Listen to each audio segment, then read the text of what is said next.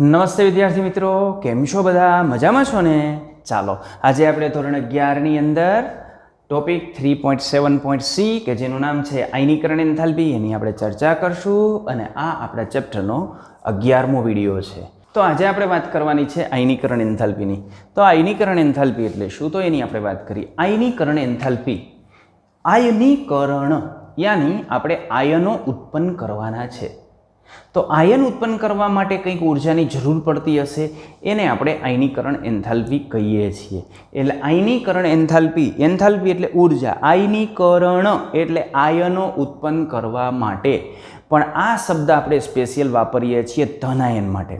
તો કોઈ પણ તત્વો હોય તો આ જે તત્વો છે એ તત્વોની ઇલેક્ટ્રોન ગુમાવવાની વૃત્તિના જે જથ્થાત્મક માપન છે એ જથ્થાત્મક માપનને આપણે આયનીકરણ એન્થાલ્પી વડે દર્શાવીએ છીએ.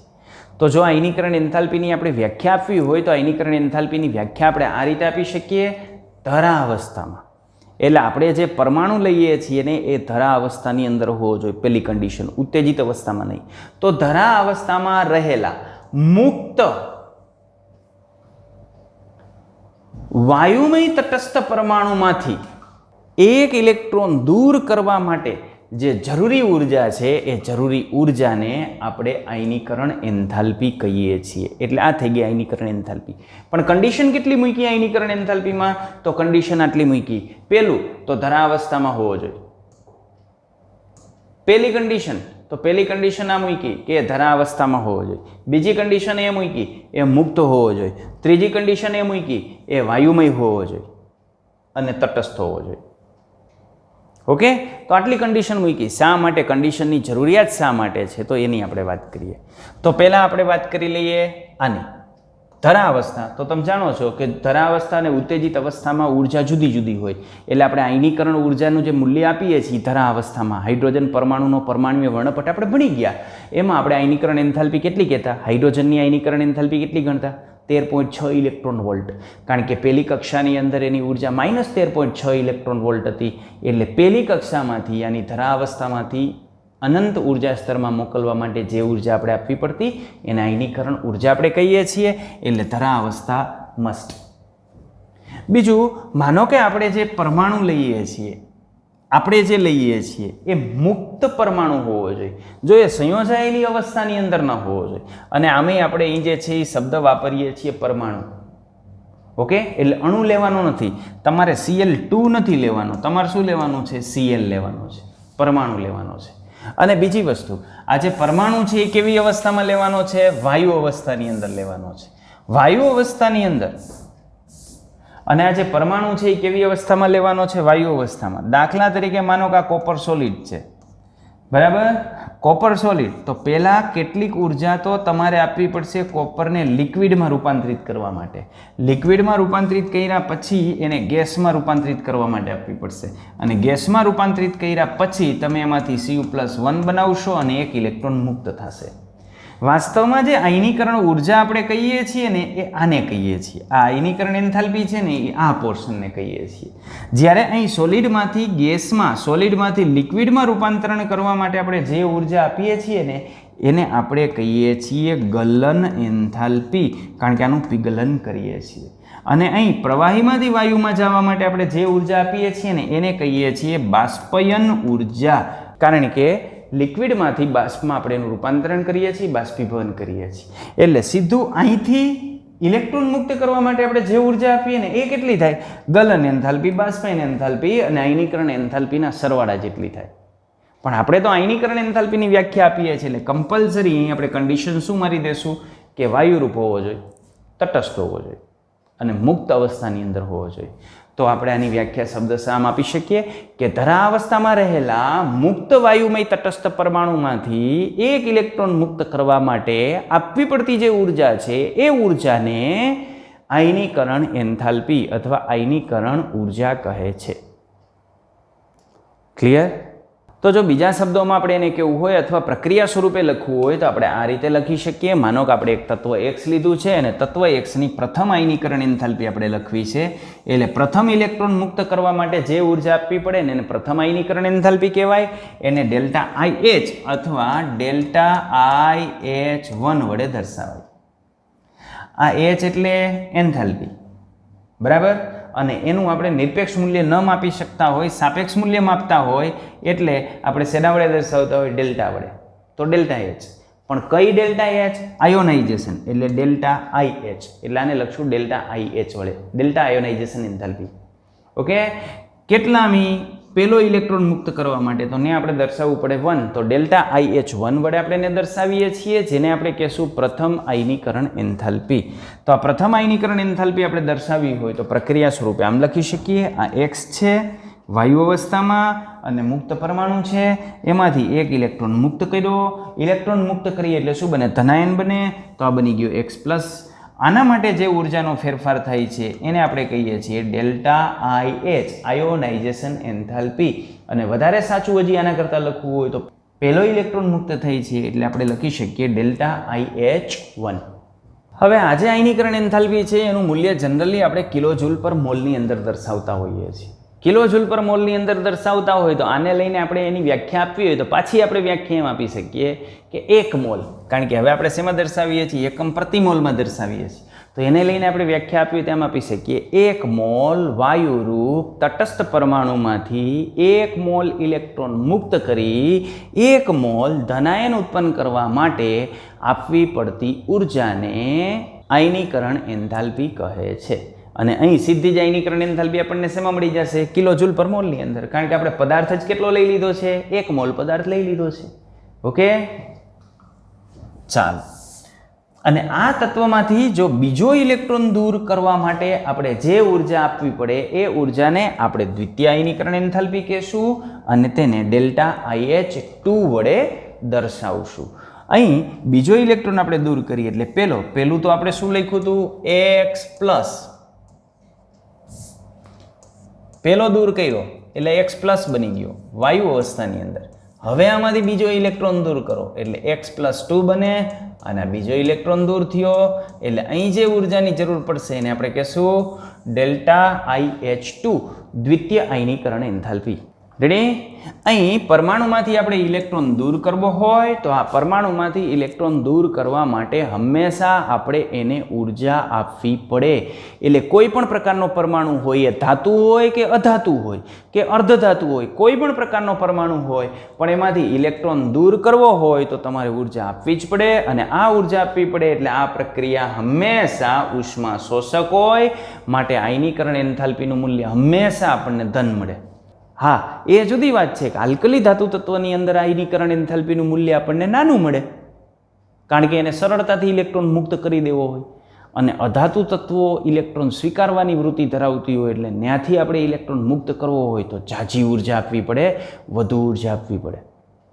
ઓકે, એ ફેરફાર હોય પણ ઉર્જા તો તમારે આપવી જ પડે. ઉર્જા આપ્યા વગર એની સંયોજકતા કક્ષકમાંથી ઇલેક્ટ્રોન આપણે મુક્ત ન કરી શકીએ.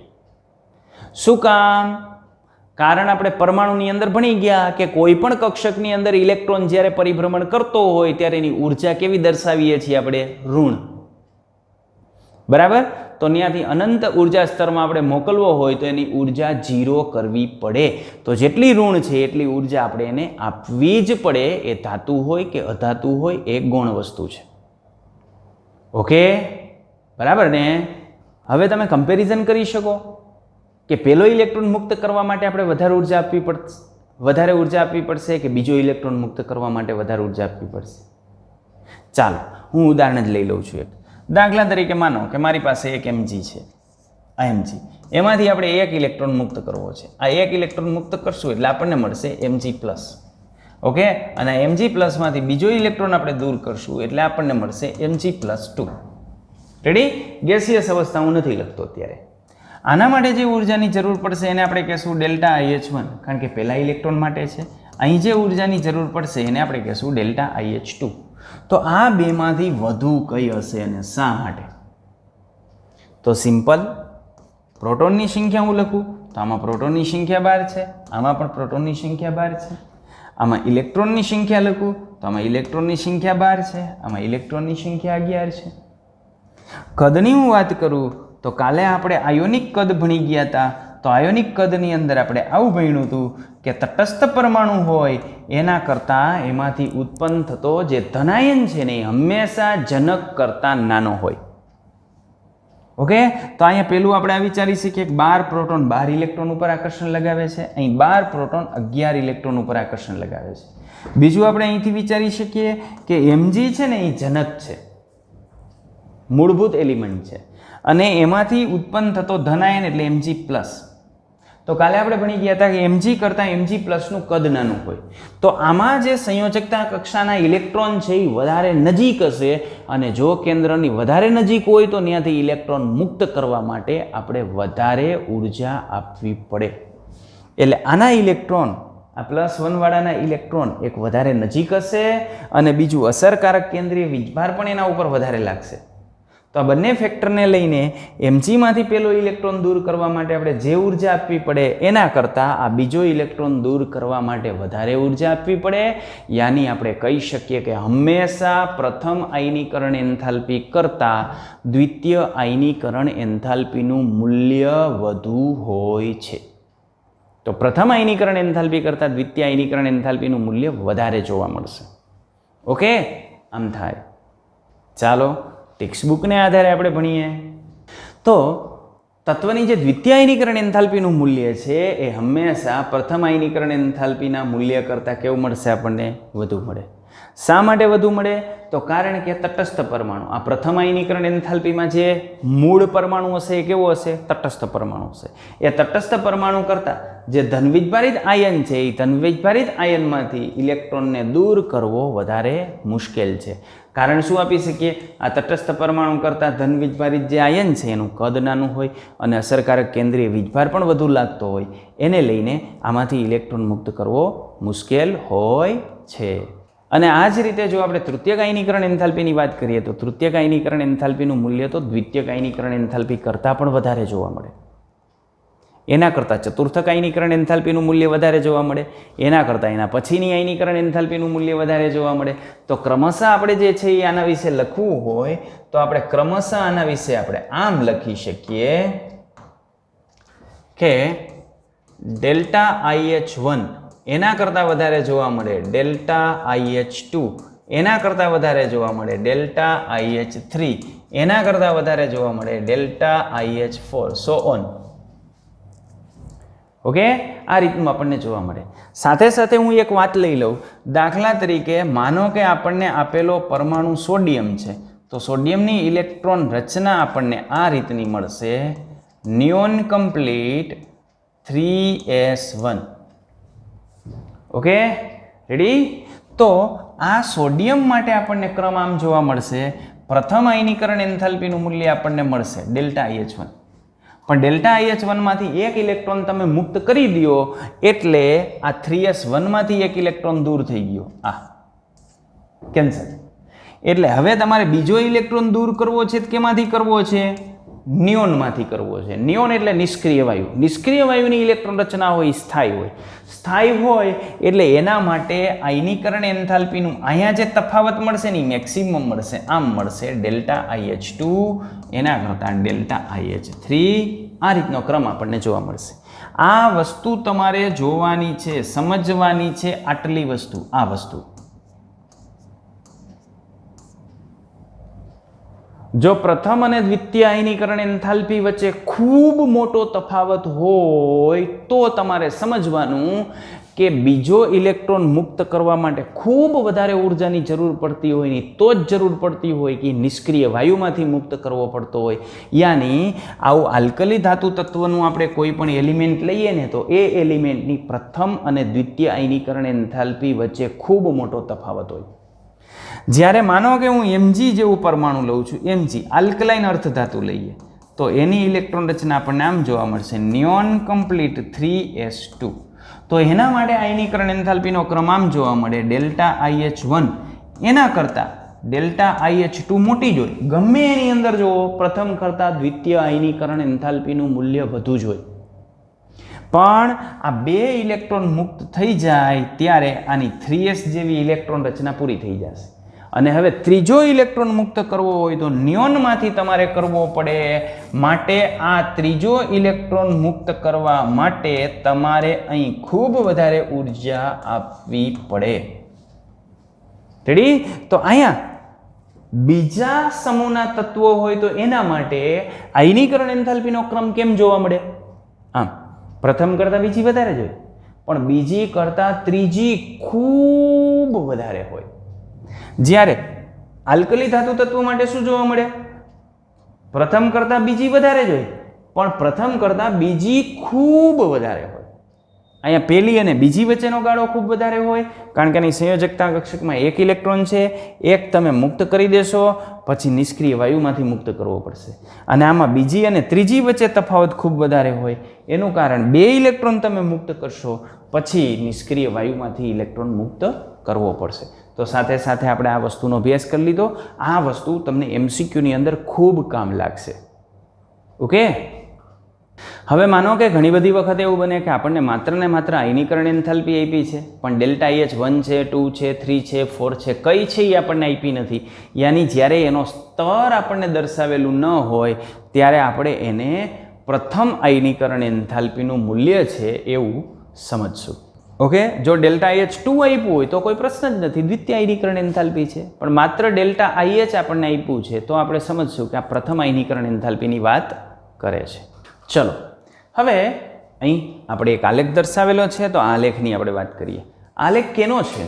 તો આલેખ છે, આ બાજુ આપણને આપેલું છે આયનીકરણ એન્થાલ્પી ડેલ્ટા IH, અને એ પણ શેમાં આપેલી છે?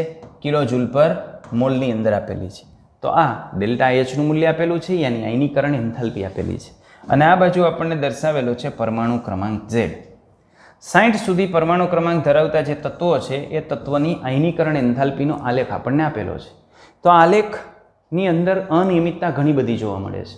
આમ નથી જોવા મળતું કે આમ કન્ટિન્યુ વધ્યું પછી ઘટ્યું, પછી વધ્યું એવું નથી જોવા મળતું. પણ આની અંદર વચ્ચે આવા જે છે એ ઘણા બધા ખાંચા જોવા મળે છે. તો આ જે જુદા જુદા ખાંચા જોવા મળે છે એને લઈને આપણે કહી શકીએ કે એ શું છે? અનિયમિત વલણ છે. એટલે 1 થી 60 સુધીના પરમાણ્વીય ક્રમાંકની અંદર આપણને જે આયનીકરણ એન્થાલ્પીની જે ટેન્ડન્સી જોવા મળે છે, એનું જે વલણ જોવા મળે છે, એ એક તો અનિયમિત વલણ જોવા મળે છે. આમાં ઉડીને આંખે વળગે એવી વસ્તુ શું છે? તો આની ટોચ આપણે જોઈએ ને તો એક હિલિયમ છે, એક નિયોન છે, અહીં આર્ગોન છે, અહીં ક્રિપ્ટોન છે, અને અહીં ઝેનોન છે. તો હાઈએસ્ટ ભાગ ઉપર આપણે જોઈએ તો હાઈએસ્ટ ભાગ ઉપર નિષ્ક્રિય વાયુ છે, બરાબર? અને હિલિયમ, આનો આપણે ક્રમ જોઈએ તો આમ મળે: helium, neon, argon, krypton, xenon અને રેડોન.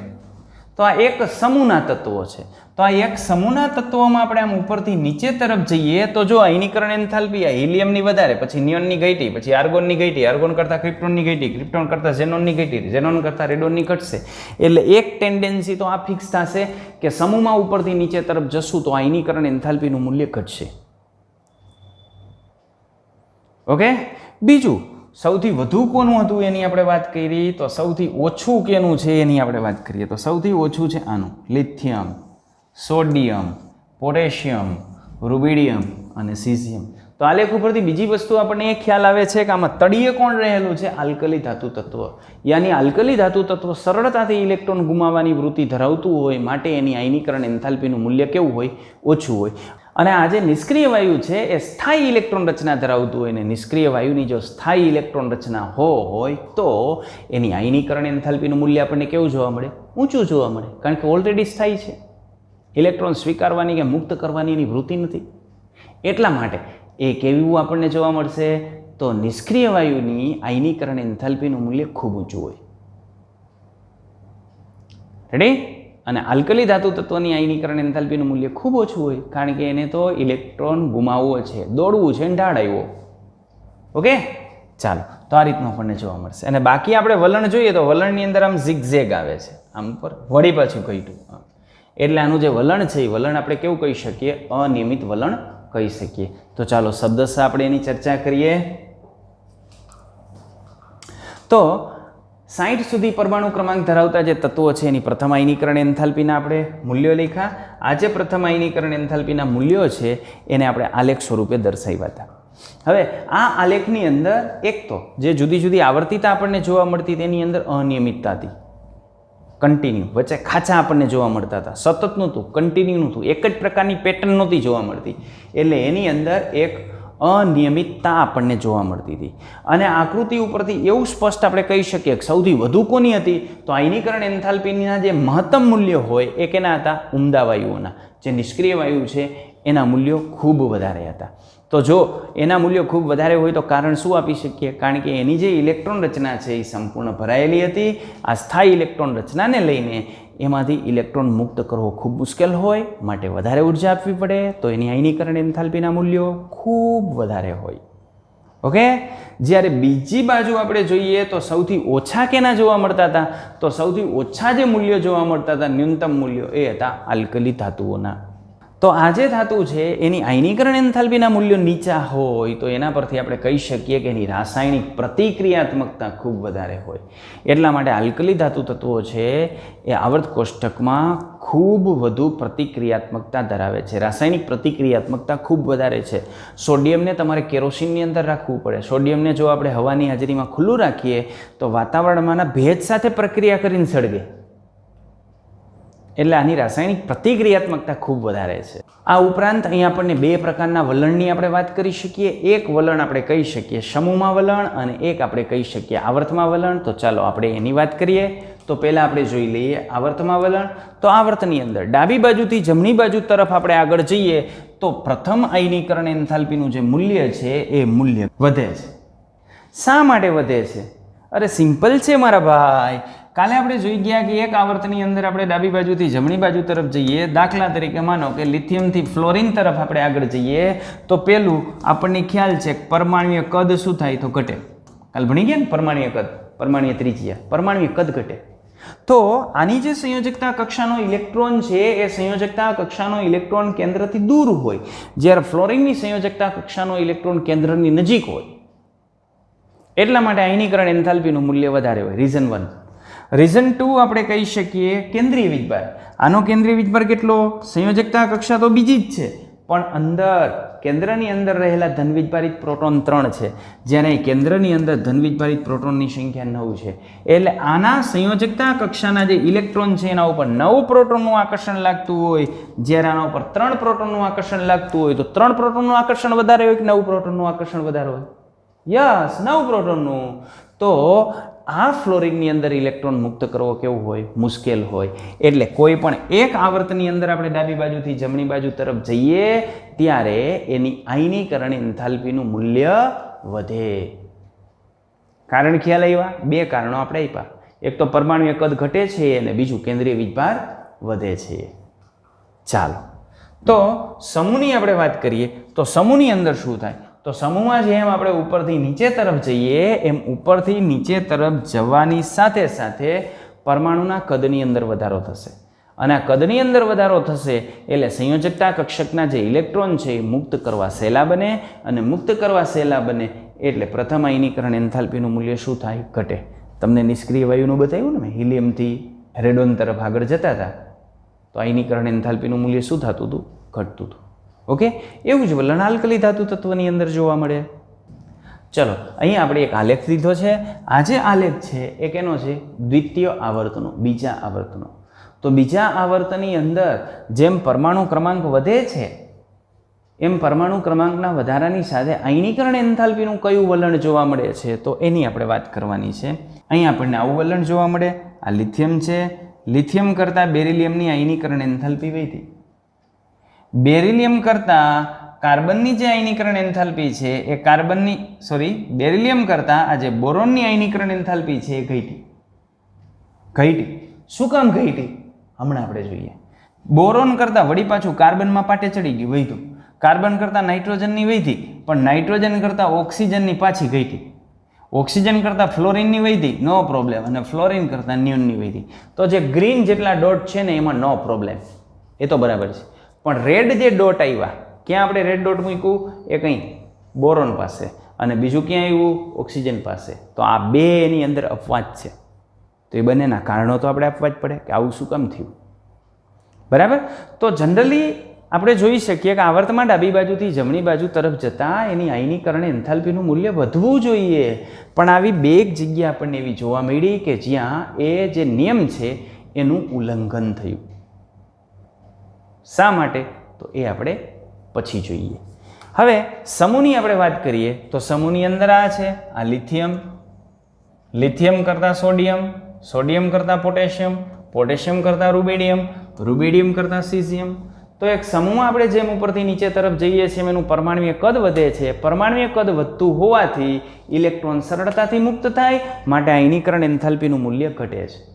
પણ તમે અહીં જુઓ, આ લિથિયમ કરતાં સોડિયમનું ઘટ્યું, સોડિયમ કરતાં પોટેશિયમનું ઘટ્યું, પણ પોટેશિયમ અને રૂબિડિયમના આયનીકરણ એન્થાલ્પીનું જે તફાવત છે એમાં ખૂબ ઓછો તફાવત છે. ઘટ્યું ખરું પણ ઓછું ઘટ્યું. અહીંયા રૂબેડિયમ અને સીઝિયમમાં ઘટ્યું ખરું પણ ઓછું ઘટ્યું. શું કામ?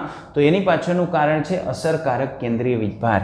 અહીં અસરકારક કેન્દ્રીય વીજભાર, અહીં 3 પ્રોટોન આકર્ષતા હોય, અહીં 11 પ્રોટોન આકર્ષે, અહીં 11માંથી 8નો વધારો થયો, અહીં 8માંથી 18નો વધારો થયો અને અહીં વળી પાછા 18નો વધારો થયો. રેડી? તો કક્ષા ક્રમાંક તો એક જ બદલાય છે. આમાં સંયોજકતા કક્ષા કઈ? બીજી. આમાં સંયોજકતા કક્ષા કઈ? ત્રીજી. આમાં સંયોજકતા કક્ષા ચોથી. આમાં સંયોજકતા કક્ષા પાંચમી. આમાં સંયોજકતા કક્ષા છઠ્ઠી. તો સમૂહમાં ઉપરથી નીચે તરફ જઈએ તો સંયોજકતા કક્ષા તો એક જેટલી જ ક્રમિક બદલાય છે, પણ કેન્દ્રની અંદર જે ધન વીજભાર છે એ ઝડપથી બદલાય છે. એટલે જેમ ઉપરથી નીચે તરફ જશું એમ આયનીકરણ એન્થાલ્પી ઘટશે જ, પણ નીચે તરફ જતાં એ ઘટાડો ઓછો થતો જશે. ઓકે. અહીં આપણે આકૃતિની અંદર જોયું કે જે આયનીકરણ એન્થાલ્પીમાં ફેરફાર થતો તો એ ફેરફાર આપણે કોને આધારે સમજાવ્યો? એની પરમાણુય ત્રિજ્યાને આધારે. તો આપણે એને આધારે કહી શકીએ કે આ જે પરમાણુય ત્રિજ્યા છે એ પરમાણુય ત્રિજ્યા અને આયનીકરણ એન્થાલ્પી વચ્ચે ગાઢ સંબંધ હોવો જોઈએ. એ એકબીજા સાથે સંબંધિત હોવા જોઈએ. અને જો આપણે આ વલણોને વ્યવસ્થિત સમજવા હોય તો આપણે બે વસ્તુ ધ્યાનમાં રાખવી પડે, એક આકર્ષણ અને એક અપાકર્ષણ. આકર્ષણ કોની વચ્ચે? તો ઇલેક્ટ્રોન અને પરમાણુના કેન્દ્ર આ બંને વિરુદ્ધ વીજભાર ધરાવતા હોય એટલે એમના વચ્ચે આકર્ષણ લાગતું હશે, તો આ આકર્ષણ આપણે ધ્યાનમાં લેવું પડશે. અને સંયોજકતા કક્ષાને અંદરની જે કક્ષકો છે એમાં ઇલેક્ટ્રોન રહેલા હોય, એ સમાન વીજભારવાળા છે એટલે એમના વચ્ચે અપાકર્ષણ લાગતું હોય તો એ અપાકર્ષણ પણ આપણે ધ્યાનમાં લેવું પડશે. તો આ વસ્તુ સમજવા માટે આપણે આ બે વસ્તુની જરૂર પડશે, એક આકર્ષણ અને બીજું અપાકર્ષણ. તો મૂળ આ બે વસ્તુની જરૂર પડશે, આકર્ષણ અને અપાકર્ષણ. તો ચાલો સવિસ્તાર આપણે એની અંદર દાખલ થઈએ. ચલો, હું લિથિયમનો પરમાણુ દોરું છું. તો લિથિયમનો પરમાણુ કેવી રીતે? તો આ લિથિયમ, આ પરમાણુ કેન્દ્ર, આ પરમાણુ કેન્દ્રની અંદર 3 પ્રોટોન છે. કેટલા? 3 પ્રોટોન. ઓકે.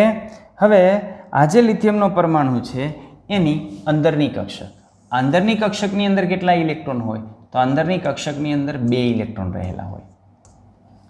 રેડી? પછી આ જે બીજી કક્ષક હું એની ડ્રો કરું તો આ એની બીજી કક્ષક, લિથિયમની બીજી કક્ષક. તો આ લિથિયમની જે બીજી કક્ષક છે એમાં કેટલા ઇલેક્ટ્રોન હોય? 1 ઇલેક્ટ્રોન હોય. રેડી? તો વાસ્તવમાં સિદ્ધાંત એવો છે કે આ પરમાણુનું કેન્દ્ર છે એ ધન વીજભારિત હોય. આની અંદર જે ચાર્જ છે ને પોઝિટિવ ચાર્જ હોય એટલે પોઝિટિવ ચાર્જ ધરાવે છે, અને ઇલેક્ટ્રોન નેગેટિવ ચાર્જ ધરાવે છે. ઇલેક્ટ્રોન નેગેટિવ ચાર્જ ધરાવે એટલે સંયોજકતા કક્ષકના જે ઇલેક્ટ્રોન છે એના ઉપર કેન્દ્રનું આકર્ષણ લાગવું જોઈએ. આ કેન્દ્રનું આના ઉપર આકર્ષણ લાગવું જોઈએ અને લાગતું જ હોય. બરાબર? પણ આ અંદરની ભરાયેલી જે કક્ષકો છે એ કક્ષકોના જે ઇલેક્ટ્રોન છે એ ઇલેક્ટ્રોન અહીંયા એક કવચ પૂરું પાડે. આ જે ઇલેક્ટ્રોન છે એ અહીંયા એક કવચ પૂરું પાડે. આમ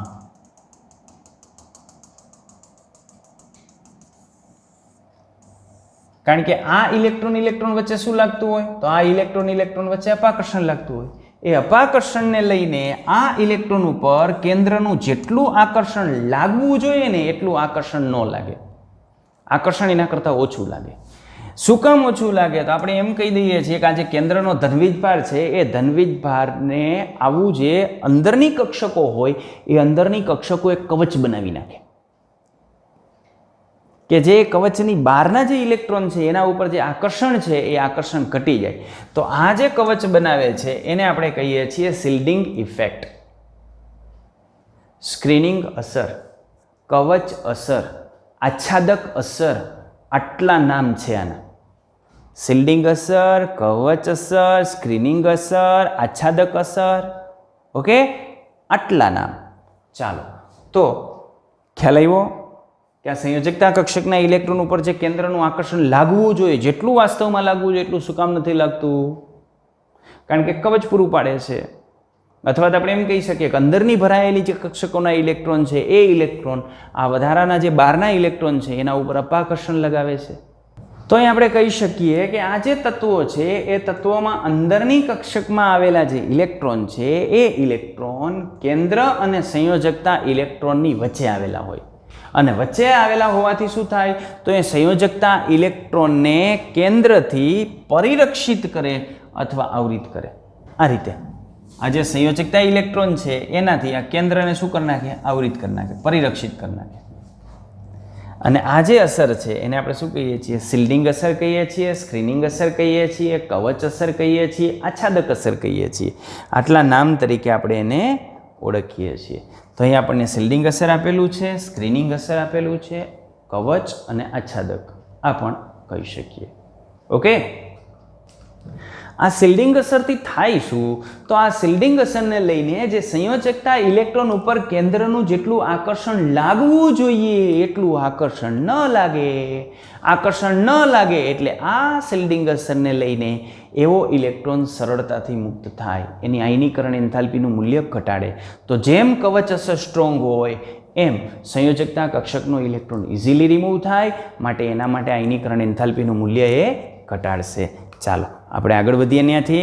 તો અહીં આપણે જે ઉદાહરણની વાત કરી તે ઉદાહરણ એને આપેલું છે લિથિયમ. લિથિયમની 2s કક્ષકના જે ઇલેક્ટ્રોન છે એ ઇલેક્ટ્રોન તેની અંદરની જે 1s કક્ષકના ઇલેક્ટ્રોન દ્વારા શું થતું હોય? તો એના દ્વારા કેન્દ્ર તરફ આકર્ષણ માટે આવરિત થયેલા હોય. અને આવરિત થયેલા હોય એટલે લિથિયમની જે સંયોજકતા કક્ષકનો ઇલેક્ટ્રોન છે એના માટે જે અસરકારક કેન્દ્રીય વીજભારનું મૂલ્ય જેટલું હોવું જોઈએ એટલું ન મળતું હોય. તો વાસ્તવિક વીજભારનું જે મૂલ્ય હોવું જોઈએ એના કરતાં ઓછું મળે છે. ઓછું મળે છે એટલે આયનીકરણ એન્થાલ્પીનું મૂલ્ય શું થાય? ઘટે. આ શિલ્ડિંગ અસર શું બધાય પરમાણુની અંદર સરખી લાગતી હોય? ના, એવું નથી. જ્યારે નિષ્ક્રિય વાયુ જેવી ઇલેક્ટ્રોન રચના પૂરી થાય ને ત્યારે એના પછી જે ઇલેક્ટ્રોન એના પછી જે પરમાણુ આવે ને એની અંદર શિલ્ડિંગ અસરનું મૂલ્ય સૌથી વધારે હોય. યાની બધા જે આલ્કલી ધાતુ તત્વ છે એની અંદર શિલ્ડિંગ અસરનું મૂલ્ય સૌથી વધારે હોય. દાખલા તરીકે તમે સોડિયમની વાત કરો તો સોડિયમની અંદર શિલ્ડિંગ અસરનું મૂલ્ય સૌથી વધારે હોય. નિયોને એક કવચ પૂરું પાડી દીધું હોય ને, એક કવચ ખૂબ સ્ટ્રોંગ કવચ હોય એટલે 3sના ઇલેક્ટ્રોનને કેન્દ્રથી એ આવરિત કરતું હોય. એટલે 3sનો ઇલેક્ટ્રોન ત્યાંથી આપણે દૂર કરવો હોય તો ઇઝીલી આપણે દૂર કરી શકીએ. બરાબર? એટલે આ શિલ્ડિંગ અસર વધારે અસરકારક ક્યારે હોય? તો ત્યારે એની અસરકારકતા ત્યારે સૌથી વધારે હોય કે જ્યારે આંતરિક કક્ષકો છે એ કેવી હોય? સંપૂર્ણ ભરાયેલી હોય. અને આ પ્રકારની સ્થિતિ આપણને કેમાં જોવા મળે? આલ્કલી ધાતુની અંદર જોવા મળે. માટે આલ્કલી ધાતુની બાહ્યતમ કક્ષાની અંદર જે ઇલેક્ટ્રોન છે એના ઉપર કેન્દ્રગામી આકર્ષણ ઓછું લાગતું હોય. અને આ કેન્દ્રગામી આકર્ષણ ઓછું લાગતું હોય અને અંદરની જે ઇલેક્ટ્રોન રચના છે એ ઉમદા વાયુ જેવી હોય એટલે એનો ઇલેક્ટ્રોન ખૂબ સરળતાથી આપણે દૂર કરી શકીએ. અને જો સરળતાથી દૂર થાય તો આલ્કલી ધાતુ તત્વની આયનીકરણ એન્થાલ્પીનું મૂલ્ય કેવું હોય? ઓછું હોય. ચાલો, આ વાત થઈ સમૂહની. હવે આપણે જઈએ આવર્તની અંદર. તો આવર્તમાં શું હોય? તો એક આવર્તમાં ડાબી બાજુથી જમણી બાજુ તરફ આપણે આગળ વધીએ એટલે પરમાણુનું કદ ઘટે. અને પરમાણુનું કદ ઘટે એટલે સંયોજકતા કક્ષકના ઇલેક્ટ્રોન ઉપર કેન્દ્રગામી આકર્ષણ વધે. કેન્દ્રગામી આકર્ષણ બળ વધે તો ઇલેક્ટ્રોન મુક્ત કરવા માટે વધારે ઉર્જા આપવી પડે. વધારે ઉર્જા આપવી પડે તો આયનીકરણ એન્થાલ્પીનું મૂલ્ય વધે. હવે એને આપણે જે છે એ સમજીએ. તો ચાલો લિથિયમથી ફ્લોરિન તરફ આપણે આગળ જઈએ. તો ક્રમશઃ ઇલેક્ટ્રોન એક જ મુખ્ય શક્તિ સ્તરની અંદર ભરાયેલો હોય. કયું? બીજા શક્તિ સ્તરની અંદર ભરાયેલો હોય. સામે એની જે આંતરિક ભરાયેલી કક્ષકો દ્વારા જે શિલ્ડિંગ અસર લાગતું હોય એ શિલ્ડિંગ અસરમાં વધારો નથી થતો. શું કામ વધારો નથી થતો? તો ક્રમશઃ કેન્દ્રની અંદર ધનવીજભાર વધતો જાય. લિથિયમની અંદર કેન્દ્રમાં ધનવીજભાર 3નો હોય, પણ ફ્લોરિનમાં તમે પહોંચો ને તો કેન્દ્રમાં ધનવીજભાર 9નો હોય. આ 9નો ધનવીજભાર હોય એટલે ઓલા બે ઇલેક્ટ્રોન જેમ આચ્છાદક અસર લાગુ પડાવતા હોય ને, તો અહીં જે આચ્છાદક અસર આપણને લાગુ પડતી હોય ને એ આચ્છાદક અસર વીક થઈ ગઈ હોય. આચ્છાદક અસર જે છે એ વીક થઈ ગઈ હોય એટલા માટે શું થાય? તો આચ્છાદક અસર જે છે એ વીક થઈ ગઈ હોય એટલે સંયોજકતા કક્ષકના ઇલેક્ટ્રોન ઉપર કેન્દ્રગામી આકર્ષણ બળ આપણને કેવું જોવા મળે? વધારે જોવા મળે. ઓકે, એટલે આવર્તમાં જેમ આપણે ડાબી બાજુથી જમણી બાજુ તરફ જશું એમ આ જે સ્ક્રીનિંગ અસર છે એ સ્ક્રીનિંગ અસર ઘટતી હોય, અને આ ઘટતી હોય એટલે સંયોજકતા કક્ષકના ઇલેક્ટ્રોન વધારે નજીક ખેંચાયેલા હોય, માટે આયનીકરણ એન્થાલ્પીનું મૂલ્ય ક્રમશઃ વધતું હોય. ચાલો, તો શું આપણે વાત કરીએ આવર્તની અંદર? તો આવર્તમાં જેમ આપણે ડાબી બાજુથી જમણી બાજુ તરફ જશું એટલે શિલ્ડિંગ અસર જે છે એ વીક બનશે, અને સામે કેન્દ્રની અંદર ધનવીજભાર વધતો જશે. તો અસરકારક કેન્દ્રીયની અંદર જે ધનવીજભાર વધતો જાય છે એ ધનવીજભારને લઈને સંયોજકતા કક્ષકના ઇલેક્ટ્રોન છે કે જેને આપણે બાહ્યતમ ઇલેક્ટ્રોન કહીએ છીએ એ વધુ મજબૂતાઈથી કેન્દ્ર સાથે આકર્ષાયેલા રહે, અને વધુ મજબૂતાઈથી જો કેન્દ્ર તરફ આકર્ષાયેલા રહે તો આવર્તમાં ડાબી બાજુથી જમણી બાજુ તરફ જતા જે આયનીકરણ એન્થાલ્પી છે એ આયનીકરણ એન્થાલ્પીના મૂલ્યની અંદર શું જોવા મળશે? આપણને વધારો જોવા મળશે. તે જ રીતે આપણે સમૂહની વાત કરીએ તો સમૂહમાં ઉપરથી નીચે તરફ જતાં શું થાય છે? તો સમૂહમાં ઉપરથી નીચે તરફ જતાં જે બાહ્યતમ કક્ષા છે એ બાહ્યતમ કક્ષાના ઇલેક્ટ્રોન વધુ દૂર જાય છે, વધુ દૂર જાય છે, અને આંતરિક ઇલેક્ટ્રોનના કારણે કેન્દ્ર ઉપરની જે શિલ્ડિંગ અસર છે એ શિલ્ડિંગ અસર વધે છે. અહીંયા શું થશે? શિલ્ડિંગ અસર વધશે. પહેલાં શિલ્ડિંગ અસર ઘટતી હતી, આમાં શિલ્ડિંગ અસર વધશે. શિલ્ડિંગ અસર વધશે એટલે સંયોજકતા કક્ષકના જે ઇલેક્ટ્રોન છે એ ઇલેક્ટ્રોન ઉપર કેન્દ્રગામી આકર્ષણ બળ ઓછું લાગે, અને કેન્દ્રગામી આકર્ષણ બળ જે છે એ ઓછું લાગે એટલા માટે બાહ્યતમ કક્ષાના ઇલેક્ટ્રોન દૂર કરવા માટે ઓછી ઉર્જાની જરૂર પડે, અને આ ઓછી ઉર્જાની જરૂર પડે એટલે આપણે કહી શકીએ કે સમૂહમાં ઉપરથી નીચે તરફ જતાં જે આયનીકરણ એન્થાલ્પી છે એનું મૂલ્ય ઘટતું જાય છે. ઓકે, હવે આપણે જે અપવાદ છે અપવાદની વાત કરીએ તો આપણે પ્રથમ આયનીકરણ એન્થાલ્પીના મૂલ્યની અંદર જોયું હતું કે લિથિયમ કરતાં બેરિલિયમનું વધારે છે, પણ બેરિલિયમ કરતાં બોરોનનું ઓછું છે. જો અત્યારે આવર્તે આપણને શું કીધું?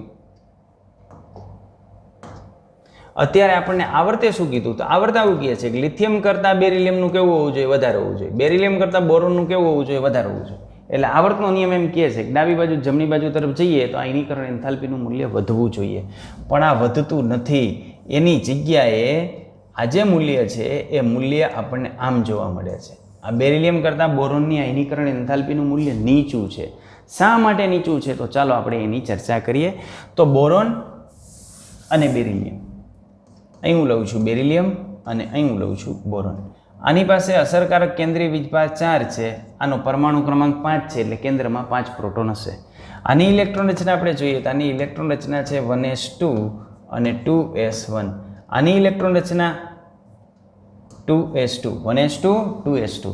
આની ઇલેક્ટ્રોન રચના આપણે જોઈએ તો આપણને મળે 1s2, 2s2 and 2p1. Okay, અહીં કેન્દ્રગામી આકર્ષણ 4, અહીં 5, એટલે આ કેન્દ્રની અંદર અસરકારક ધનવીજભાર વધે છે, એટલે એ એવું કહે છે કે બેરિલિયમ કરતાં બોરોનનું કેવું હોવું જોઈએ? વધારે હોવું જોઈએ.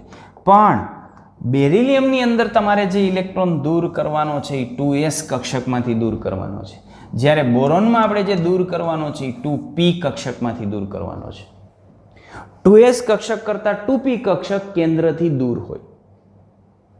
આ 2s કક્ષક છે એ કેન્દ્રની નજીક હોય અને 2p કક્ષક કેન્દ્રથી દૂર હોય, અને જો આ કેન્દ્રથી દૂર હોય તો આના ઉપર જે કેન્દ્રનું આકર્ષણ બળ લાગે છે એ આકર્ષણ બળ કેવું લાગશે? તો આ જે આકર્ષણ બળ છે એ ઓછું લાગશે, અને જો આકર્ષણ બળ ઓછું લાગે તો બેરિલિયમ કરતાં બોરોનની આયનીકરણ એન્થાલ્પીનું મૂલ્ય ઓછું થાય. એટલે આ કારણ છે કે બેરિલિયમમાં આપણે ક્યાંથી દૂર કરવાનો છે? 2sમાંથી, જ્યારે બોરોનમાં ક્યાંથી દૂર કરવાનો છે? 2pમાંથી દૂર કરવાનો છે. ચાલો શબ્દશ આપણે જઈએ તો બોરોન માટે z બરાબર 5 છે, એટલે પ્રથમ આયનીકરણ એન્થાલ્પીનું મૂલ્ય બેરિલિયમની z બરાબર 4ની જે પ્રથમ આયનીકરણ એન્થાલ્પીનું મૂલ્ય છે એના કરતાં થોડું ઓછું છે. શા માટે ઓછું જોવા મળે છે? તો બંનેની અંદર જે મુખ્ય શક્તિ સ્તર છે એ તો એક જ છે. મુખ્ય શક્તિ સ્તર કયું છે? બીજું છે, બરાબર. પણ એકનો s ઇલેક્ટ્રોન છે અને એકનો p ઇલેક્ટ્રોન છે, એની આપણે જો સરખામણી કરીએ તો આ s ઇલેક્ટ્રોન છે એ p ઇલેક્ટ્રોન કરતાં કેન્દ્રની વધારે નજીક હોય. તો આને લઈને આપણે કહી શકીએ કે બેરિલિયમમાં આયનીકરણથી જે મુક્ત થતો ઇલેક્ટ્રોન છે ને એ s કક્ષકનો છે, જ્યારે બોરોનની અંદર જે મુક્ત થતો ઇલેક્ટ્રોન છે ને એ p કક્ષકનો છે. અને હમણાં આપણે વાત કરી કે s કક્ષક ક્યાં હોય? કેન્દ્ર નજીક હોય, અને નજીક હોય તેને મુક્ત કરવા માટે વધારે ઉર્જા આપવી પડે, એટલે અહીંયા વધારે ઉર્જા આપણે કેની અંદર આપવી પડશે? બેરિલિયમમાંથી ઇલેક્ટ્રોન મુક્ત કરવા માટે આપણે વધારે ઉર્જા આપવી પડશે. આમ આપણે કહી શકીએ કે આ બોરોનનો જે 2p ઇલેક્ટ્રોન છે એ 2p ઇલેક્ટ્રોન બેરિલિયમના 2s ઇલેક્ટ્રોનની સરખામણીમાં આંતરિક કક્ષકો દ્વારા વધુ શિલ્ડિંગ અસરને અનુભવે છે અને વધુ શિલ્ડિંગ અસરને અનુભવે છે. તેથી બેરિલિયમનો જે 2s ઇલેક્ટ્રોનની સરખામણીમાં બોરોનના જે 2p ઇલેક્ટ્રોન છે એ 2p ઇલેક્ટ્રોન વધુ સરળતાથી દૂર થાય છે અને વધુ સરળતાથી દૂર થાય તો એની સાપેક્ષમાં એની આયનીકરણ એન્થાલ્પીનું મૂલ્ય કેવું હોય? ઓછું હોય. આમ બેરિલિયમ કરતાં બોરોનની પ્રથમ આયનીકરણ એન્થાલ્પીનું મૂલ્ય નીચું જોવા મળે છે. જો તમને 2 માર્કનું કારણ પૂછવું હોય તો આટલું પૂછી શકે. બેરિલિયમની સરખામણીમાં બોરોનની પ્રથમ આયનીકરણ એન્થાલ્પીનું મૂલ્ય ઓછું હોય છે, કારણ આપી સમજાવો તો તમારે આ કારણની ચર્ચા કરવાની થાય. ઓકે, હવે બીજો જે અપવાદ હતો એ બીજા અપવાદની આપણે વાત કરીએ તો બીજો અપવાદ આપણને ક્યાં જોવા મળ્યો હતો? નાઇટ્રોજન અને ઓક્સિજન વચ્ચે. તો બીજી અનિયમિતતા જે જોવા મળે છે એ ઓક્સિજન અને નાઇટ્રોજન વચ્ચે જોવા મળી હતી, તો એની આપણે ચર્ચા કરીએ. તો એના માટે આપણે આ નાઇટ્રોજન છે અને આ ઓક્સિજન છે. નાઇટ્રોજનની ઇલેક્ટ્રોન રચના આપણે લખવી હોય તો આમ લખી શકીએ હિલિયમ કમ્પ્લીટ, એના પછી 2s2 અને 2p ની અંદર 1 1 1. આમ એની ઇલેક્ટ્રોન રચના થાય 1s2 2s2 2p3. જ્યારે ઓક્સિજનની આપણે ઇલેક્ટ્રોન રચના લખવી હોય તો એમાં કુલ 8 ઇલેક્ટ્રોન રહેલા હોય, 2 હિલિયમની માફક, પછી 2 2s ની અંદર અને 2p ની અંદર, આમ 1 2 3 અને પછી ચોથો ઇલેક્ટ્રોન અહીંયા. Okay, ready? તો નાઇટ્રોજન અને ઓક્સિજનની ઇલેક્ટ્રોન રચના આપણને આમ જોવા મળે. હવે પહેલામાં આપણે કારણ આપ્યું હતું ઉર્જા સ્તરને આધારે કે એકમાં તમારે 2s માં દૂર કરવાનો હતો, એકમાં 2p માં દૂર કરવાનો હતો. 2s કરતાં 2p દૂર હોય એટલે 2p માંથી સરળતાથી દૂર થાય. હવે આમાં કેમ કહેશો? આમાં તો બે તમારે દૂર કરવાના છે, 2p માંથી દૂર કરવાના છે. માનો કે આપણે ઓક્સિજનની અંદર દૂર કરવાનો થાય તો ઓક્સિજનની અંદર આ દૂર કરવાનો થાય અને નાઇટ્રોજનની અંદર દૂર કરો તો નાઇટ્રોજનમાં 2p માંથી જ ઇલેક્ટ્રોન દૂર કરવાનો થાય. તો આમાં પણ 2p અને આમાં પણ 2p. બરાબર? તો આનું કારણ કેમ સમજાવશું?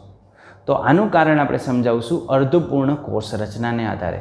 તમે નાઇટ્રોજનની અંદર જોઈ શકો કે નાઇટ્રોજનની અંદર 2p કક્ષકમાં 3 ઇલેક્ટ્રોન રહેલા છે, યાની 2p કક્ષક અર્ધપૂર્ણ ગોઠવાયેલી છે અને 2p કક્ષક અર્ધપૂર્ણ ગોઠવાયેલી હોય તો એની સ્થિરતા વધારે હોય. રેડી? અને જો સ્થિરતા વધારે હોય તો એમાંથી ઇલેક્ટ્રોન મુક્ત કરવા માટે આપણે વધારે ઉર્જા આપવી પડે, એટલે નાઇટ્રોજનની આયનીકરણ એન્થાલ્પીનું મૂલ્ય વધારે થાય. કોના કરતાં? ઓક્સિજન કરતાં. તો ચાલો શબ્દશઃ આપણે જઈએ તો બીજી અનિયમિતતા આપણને અહીંયા જોવા મળે છે. ઓક્સિજન અને નાઇટ્રોજન એની પ્રથમ આયનીકરણ એન્થાલ્પીના મૂલ્યની અંદર આપણને જોવા મળે છે. આ ઓક્સિજનની જે પ્રથમ આયનીકરણ એન્થાલ્પીનું મૂલ્ય છે એ વાસ્તવમાં નાઇટ્રોજન કરતાં વધુ હોવું જોઈએ, પણ નાઇટ્રોજન કરતાં એ મૂલ્ય આપણને કેવું જોવા મળે છે? ઓછું જોવા મળે છે. તો શા માટે ઓછું જોવા મળે છે? તો આપણે એની વાત કરીએ. આમ થવાનું કારણ શું છે? તો નાઇટ્રોજનની અંદર જે 3 ઇલેક્ટ્રોન છે એ નાઇટ્રોજનના 3 ઇલેક્ટ્રોન ક્યાં છે?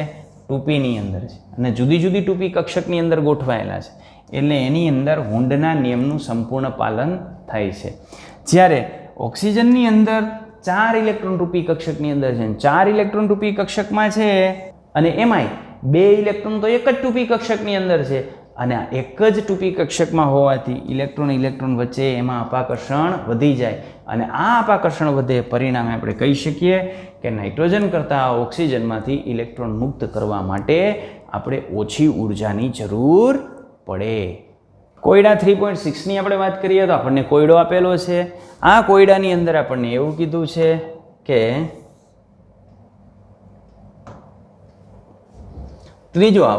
ત્રીજા આવર્તના તત્વો સોડિયમ, મેગ્નેશિયમ, સિલિકોન એની પ્રથમ આયનીકરણ એન્થાલ્પીના મૂલ્યો આપણને આપી દીધા છે.